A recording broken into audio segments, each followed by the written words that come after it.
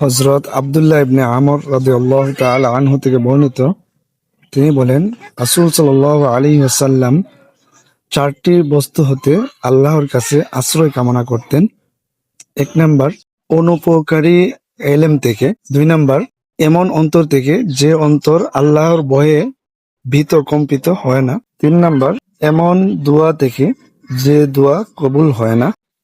৪ number, এমন প্রবৃত্তি হতে যা পরিতৃপ্ত হয় না, অর্থাৎ এমন মন যা মানুষকে শুধু অশ্লীলতার দিকে, খারাপের দিকে নিয়ে যায়, এমন মন থেকেও আল্লাহ নবী সাল্লাল্লাহু আলাইহি ওয়াসাল্লাম আশ্রয় প্রার্থনা করতেন।